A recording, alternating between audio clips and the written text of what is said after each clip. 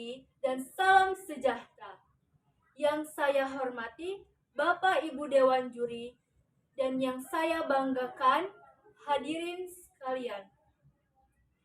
Pertama-tama, marilah kita panjatkan puji dan puja syukur kepada Allah Subhanahu wa Ta'ala yang telah memberikan kita kesempatan dan keselamatan sehingga kita dapat hadir di ruangan ini untuk mengikuti lomba pidato yang bertemakan literasi bagi generasi milenial.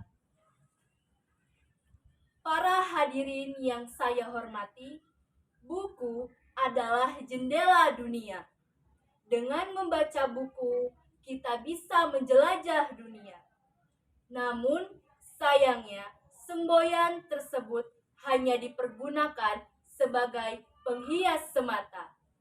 Pada kenyataannya, minat baca pada kalangan anak masih memiliki tingkat kesadaran yang sangat rendah. Tetapi sebenarnya membaca memiliki banyak sekali manfaat. Ada 10 keuntungan dari membaca. Pertama, kita terhindar dari kebodohan. Kedua, kita bisa meningkatkan konsentrasi. Ketiga, kita bisa menjadi tahu akan sesuatu hal yang semua belum tahu sama sekali. Keempat, kita dapat mengembangkan kefasihan bertutur kata. Kelima, kita dapat mengungkapkan sesuatu secara lisan dengan mudah. Keenam, kita dapat mengeksplorasi dan mengembangkan materi yang ingin kita ungkapkan. Ketujuh, kita dapat mengambil manfaat dari pengalaman orang lain. Kedelapan, kita bisa membangun negara. Kesembilan, kita bisa mengetahui kronologi suatu peristiwa. Kesepuluh, kita bisa menghilangkan stres.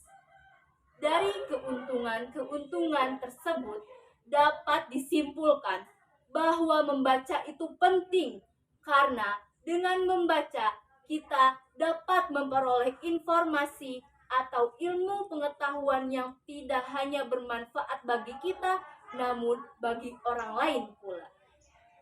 Hadirin yang berbahagia, setelah mengetahui pentingnya membaca, alangkah baik apabila kita meningkatkan minat kita terhadap kegiatan tersebut.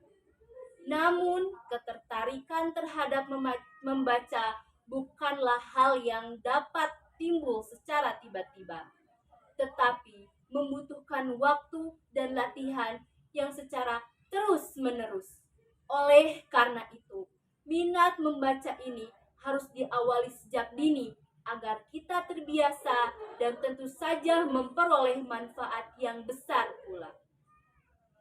Bila berbicara masalah mengembangkan minat baca pada siswa, salah satu pihak yang berperan aktif ialah pemerintah. Karena pemerintah juga mempunyai tugas mencerdaskan anak bangsa agar terwujudnya negara yang maju serta dapat bersaing dengan negara-negara maju lainnya.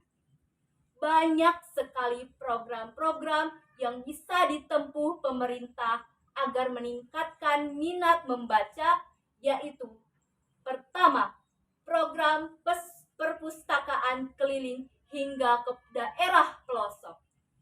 Kedua, pembenahan perpustakaan kota beserta perpustakaan sekolah dengan fasilitas yang bagus dan menandai dan pastinya menyediakan pustakawan yang ramah.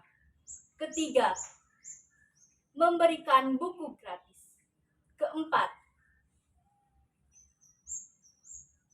mengadakan lomba yang berhubungan dengan membaca. Kelima, mempromosikan gerak gemar membaca di lingkungan sekolah atau di lingkungan sekolah atau memasangkan gerakan tersebut berupa slogan dan baliho di jalan raya. Keenam, menyediakan stand tempat baca koran di sudut-sudut kota. Ketujuh, memberikan penyuluhan kepada orang tua bahwa pentingnya belajar membaca kepada anak sejak dini melalui media sosial. Para hadirin yang saya hormati, banyak cara untuk meningkatkan minat membaca bagi kita.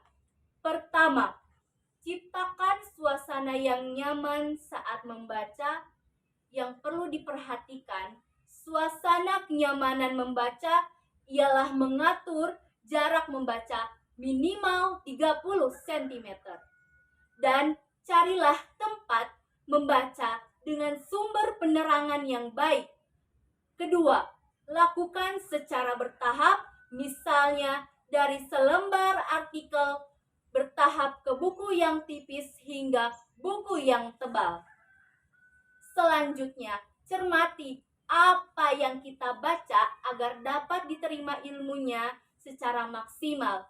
Dan yang terakhir, bacalah dan sampaikan kepada orang lain agar lebih bermanfaat. Namun kita harus tahu waktu dan tempat serta situasi agar orang yang kita ajak bicara tidak tersinggung. Oleh karena itu, marilah kita jadikan membaca sebagai sebuah rutinitas dan menyebabkan membaca menjadi sebuah kebiasaan atau bahkan kebutuhan. Maka kita akan merasakan manfaat-manfaat yang besar yang timbul karena kegiatan membaca tersebut. Hadirin yang berbahagia, demikianlah pidato dari saya. Semoga bermanfaat bagi kita semua. Tak lupa, saya mohon maaf apabila ada kata-kata yang kurang berkenan di hati Anda. Saya akhiri dengan wassalamualaikum warahmatullahi wabarakatuh.